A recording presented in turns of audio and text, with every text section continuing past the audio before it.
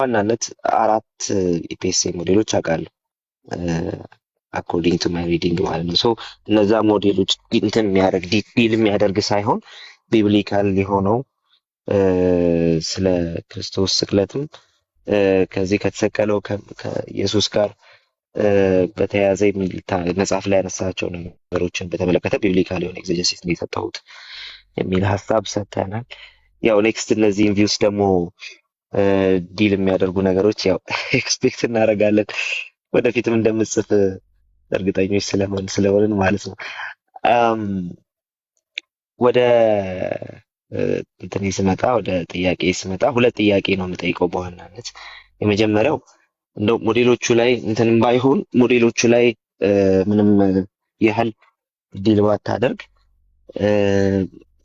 እዛ መስቀሉ ላይ እየተካሄደ ኤክስቼንጅ የለም ነው ወይ ያለህ ቪው መጽሐፉ ላይ የሚል አይነት ጥያቄ ያለኝና እንደዛ ስላልመሰለኝ ማለት ራንሰም ላይ ያነሳቸው ነገሮች አሉ፣ ቤዞት ላይ ያነሳቸው ነገሮች አሉና በአጠቃላይ እንደው ምንም ኤክስቼንጅ አልተካሄደም ነው ወይ የሚለው ፖል ለሚል ጥያቄ እኔ ልሰጥ የምችለው አይ እንደዛ እያለ አይደለም የሚል ነው። ግን ደግሞ ከአንተ ደግሞ ያንን አይዲያ መስማት ፈልጋለሁና ለምሳሌ ኤፒስትል ቱ ዲዮኔተስን አይተህ ከሆነ ሁለተኛ ክፍለ ዘመን ላይ እንደነዚህ አይነት ኤክስቼንጅ ቪዎችን ታገኛለህ። ያው ጀስት አሁን በፕሮቴስታንቱ ኦር ደግሞ እኛ መካከል ፒኤስኤ ብለን እንደምናነሳቸው አራት አይነት እንኳን እኔ አውቃለሁ ብያለሁ እና እንደነዚህ አይነት የምናነሳቸው ነገሮችን በጣም ዲል ሲደረግ አናይም። ምክንያቱም ቸርች ሂስትሪ ላይ እንግዲህ ሁለተኛ ክፍለ ዘመን ላይ የነበረው ጥያቄ እንግዲህ ጽድቃችን የተገኘው በምን አይነት ሜካኒዝም ነው ከሚለው ባለፈ እንደዛ አይነት ነገር ሳይሆን ከኢንካርኔሽን ጋር ያን ቤዞታዊ ስራውን አገናኝቶ የክርስቶስን ስጋዊ እንትን ማድረግ ሲግኒፊካንት ማድረግ ስለሆነ ፖይንታቸው በብዛት ያን ላናገኝ ብንችልም ግን ከኤክስቼንጅ ጋር በተያያዘ ልክ ዲዮኔተስ ላይ እንደምናገኘው ኤክስቼንጅ ሰም ካይንድ ኦፍ ኤክስቼንጅ ግን የለም ብለህ ታምናለህ ወይ? መጽሐፍስ በዛ አይነቱ ቪው ውስጥ ነው ወይ ያለው የሚል ነው። ሞዴሎቹን ሳይሆን ይሄኛውን ፖይንት ብቻ ነው ከራንሰም አንጻር ማለት ነው። ሁለተኛው ጥያቄ ግን ገጽ ብጠቅስ ጥሩ ነው። ለሁለተኛው ጥያቄ መጽሐፍ ላይ ያስቀመጥከው ነገር አለና ገጽ 211 ይሄ የተጠየቅኩት ነው። እኔም መልስ ሰጥቻለሁ፣ ግን የተጠየቅኩት ጥያቄ ነው ገጽ 211 ላይ ማለት ነው እና በሲኦል ተሰቃይቷል ወይ የሚል ሰጥተዋልና ገጽ 210 ላይ ጌታ ኢየሱስ በሲኦል ተሰቃይቷል ወይ የሚል ነገር አንስተሃል እና ከዛ ጌታችን ኢየሱስ አልክ 211 ላይ ማለት ነው። በጣም ፕሪሳይስ የሆነ ምላሽ ሰጥተሃል። ወደ ምድር የመጣበትን ስራ በመስቀል ላይ ማጠናቀቁ የውርደቱና የስቃዩን ማብቃት ይናገራል። ስለዚህ ክርስቶስ ወርዶ አሁን በሲኦል ተሰቃይቷል ብሎ ማንም ሰው ማመን የለበትም። በጣም ትክክል። ቀጥሎ አንድ ሀሳብ አለ። ስለዚህ በሲኦል የሚቀበለው ውርደትና ስቃይ የለም ካለ በኋላ ከመስቀሉ በኋላ የሚጠብቀው ክብር ነው። ሞቱ የውርደቱ ፍጻሜ ከሆነ ወደ ሙታን መውረዱ የመክበሩ ጅማሬ ነው የሚል ሀሳብ አለ። ይህን ጥያቄ ይዘው አንዳንድ ሰዎች ሲጠይቁን ነበረ በውስጥ እንደው እንደዛ ከሆነ ግን ክብር ከሆነ የሚጠብቀው ኦፍኮርስ ሁላችን የምንስማማበት ጉዳይ ስለሆነ እንደው አንደኛ ቆሮንቶስ ላይ ያለው ምዕራፍ 18 ላይ ያለውን ሀሳብ እንዴት ይፈታ ይሆን?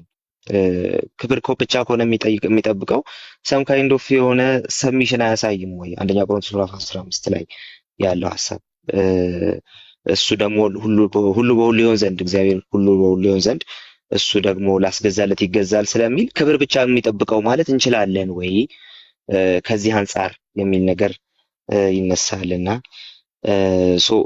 እዚህ ላይ ያለ ሀሳቤ ምን ይመስላል? የመከራ የስቃይ ምናምን ጉዳይ ኦልሬዲ አብቅተውለታል፣ ግን ክብር ብቻ ነው የሚጠብቀው። የሰብሚሽን ጉዳይ ሲነሳስ ላስገዛለት ይገዛል የሚለውን ሀሳብ እንዴት ልናናበብ እንችላለን ከዚህ ጋር የሚል ጥያቄ ይነሳል። እነዚህን ሁለቱን ልትመልሰልን ብዬ አስቤ ነው። ብሌስ ዩ ታንኪዩ። ማኪያቶን ያረሳሳኝ መሆኑን እንዳረሳሁት በዚሁ አጋጣሚ መዝግቡልኝ። ተገናኝተን ሳይጋብዘኝ ቀረ። ልክ ብላ ይቅርታ ጠይቃለሁ በእውነት። እሺ፣ ስለ ኤክስቼንጅ ሲነሳ ጠቅሳህል አንድ ሰው መጀመሪያ አቋሜን ግልጽ ላድርግ። እኔ የቤተ ክርስቲያን አባቶች የሚያምኑትን አይደለም ያመጣሁት፣ ለመጽሐፍ ቅዱሱ ትርጓሜ ነው እነሱን ያመጣሁት። በሁለቱ መካከል ልዩነት አለ። የመጽሐፍ ቅዱስ ፓሴጆች ናቸው ዋና መንገዴ። እነዛ ፓሴጆች እንዴት ተፈቱ ስል ዩዥዋሊ ግን የምናደርገው እናነባለን የመሰለንን፣ ካልሆነ ስኮላሮቹን ስናይ የኛ ጎራ ውስጥ ያሉ ስኮላሮች የሚሉትን እናያለን እንጂ አባቶችና የጥንቷ ቤተክርስቲያን እነዛን የመጽሐፍ ቅዱስ ጥቅሶች ወይም ምንባባት ምን ብለው ተረጎሟቸው ከሚለው አንጀምርም፣ ወይም ደግሞ ትልቅ ቦታ አንሰጣቸውም። በእኛ ጎራ ያሉ ሉተራኑ የሉተራውያንን፣ ፔንቴኮስታሉ የፔንቴኮስታሉን፣ ካልቪኒስቶ የካልቪኒስት ስኮላሮችን እነሱ ደግሞ የእነሱን ሀሳብ የሚደግፏቸውን አንዳንድ አባቶች ሊጠቅሱ ይችላሉ። እንደዛ ነው ብዙ ጊዜ የማየው። እኔ ግን ወደ ጥንቷ ቤተክርስቲያን ሄጄ ክፍሎቹን እንዴት ተረጎሟቸው ከሚል ነው የጀመርኩት። ስለዚህ ክፍሉ ስለ ኤክስቼንጅ ያወራል አያወራም የሚል ነው እንጂ ጥያቄ የሚሆነው ፓሴጆችን ጥዬ ኤክስቼንጅ የሚያምን አባት አለ ወይ ወይስ ሌሎቹ አባቶች አያምኑም ወይ ከሚል አልጀምርም። የመጽሐፍ ቅዱሱን ክፍል አነሳና ይህንን ክፍል ኤክስቼንጅ ነው ብለው ተርጉመዋል አልተረጉሙም ነው ጥያቄው የሚሆነው ማለት ነው። አካሄዴ እንደሱ ነው እንጂ የሚያምን አባት አለ የለም ሳይሆን የመጽሐፍ ቅዱሱን የሆኑ ፓሴጆች እንዴት ተብለው ተተርጉመዋል። በተለይ ይሄንን ሁለተኛ ቆሮንቶስ 5:21 ላይ ያለውን ኤክስቼንጅ ተደርጎ የሚታሰበውን እንዴት ብለው ነው አባቶች የፈቱት? እርሱን ስለኛ ኃጢአት አደረገው የሚለው እንዴት ተደርጎ ነው የተወሰደው ብዬ አባቶችን ፈትሻለሁ። እና በፈተሽኩበት ውስጥ እዛ ቦታ ላይ ክርስቶስ ወደ ኃጢአትነት መለወጡን ሳይሆን የኃጢአት መስዋዕት ተደርጎ መቅረብ ተደርጎ እንደሚተርጎም ሰርፕራይዚንግሊ እንዲያውም ኦገስቲን ነው ደጋግሞ ያለው። ስለዚህ የኃጢአት መስዋዕት ነው እንጂ ኃጢአተኛ ተደርጎ መቆጠሩ አይደለም ብያለሁ። ኦኬ፣ ኤክስቼንጅ ስንል ምን ማለት ነው እንግዲህ አላውቅም፣ ግን እኔ መሞት የሚገባን እኛ እንደሆንን ክርስቶስ በእኛ ምትክ እንደሞተ አምናለሁ። ያለ ክርስቶስ መስዋዕትነት መዳን እንደሌለ ክርስቶስ ኢየሱስ መጽሐፍት እንደሚል ስለ ኃጢአታችን እንደሞተ አምናለሁ። ሴስ ሉዊስንም ጠቅሼ ለአባባሉ ማለት ነው ክርስቶስ ሰው ሲሆን የራሱ ሞት ስላልነበር የሰውን ሞት መውሰድ ነበረበት፣ ሞታችንን መውሰዱን። እሱ የሞተው ሞት የተገባ ሆኖ ሳይሆን በዲያብሎስ ባርነት የተያዝነውን እኛን በሞቱ ለማስለቀቅ ስለኛ መሞቱን፣ እርሱ ስለኛ በመሞቱ ምክንያት እኛ ሕይወታችንን አምናለሁ። ኤክስቼንጅ ማለት ይሄ ከሆነ አምናለሁ ክርስቶስ በእግዚአብሔር ዘንድ ጽድቃችን እንደሆነ፣ ቅድስናችን እንደሆነ፣ ቤዛነታችን እንደሆነ አምናለሁ። ክርስቶስ ለኛ መሞቱን፣ ስለ ኃጢአታችን መሞቱን፣ እኛ ደግሞ በክርስቶስ ሞት ምክንያት እግዚአብሔር የተቀበለን መሆኑን፣ በክርስቶስ ምክንያት የኃጢአት ስርየት ማግኘታችንን፣ መዳናችንን አምናለሁ። ይህን ማለት ከሆነ ጥሩ። እኔ ቴዎሎጂካል ተርሞችን እፈራለሁ። ብዙ ጊዜ በተቄሳር ነው የሚሆነው። ስለዚህ ክርስቶስ ኢየሱስ ሰው የሆነው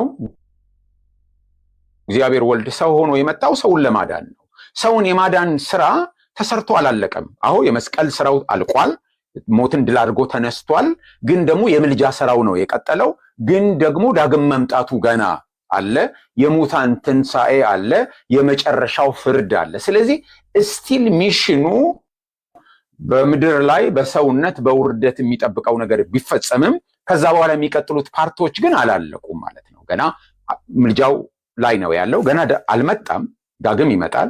ትንሣኤ ያለ፣ ፍርድ አለ። ያኔ ሚሽን አኮምፕሊሽድ ይልና ሚሽኑ መጠናቀቁን፣ ተልኮ መጠናቀቁን ያደርጋል። ስለዚህ ያንን ተጠናቆ ሁሉን ላስገዛለት ይገዛል ማለት ሚሽኑን ጨርሻለሁ ብሎ መገዛቱን ቄሳር ወታደሮች ጄኔራል ልኮ ከሱ ጋር ተያይዞ የሚተረጎም ነው። በምንም ታሪክ ውርደት አይደለም። ይሄ የሚቀጥል ውርደት ሳይሆን ሚሽኑ ኮምፕሊትሊ መጠናቀቁን የሚያሳይ ነው ብዬ ነው የማምነው። የተሻሉ ትርጉሞች ሊኖሩ ይችላሉ። ምረዳው እንደዚህ ነው። ሶስተኛ ጠይቀኛል እንዴ ቃሌ? አይ ሁለቱም ብቻ ነው የጠየቅኩት። አሁን ባስቀመጥከው መንገድ ነው የመለስኩት። ከአንተ አፍ እንዲሰማው ብዬ ነው ወንድማችን እዚሁ ስላለ። እሺ ታንክ ዩ። ተባረክ።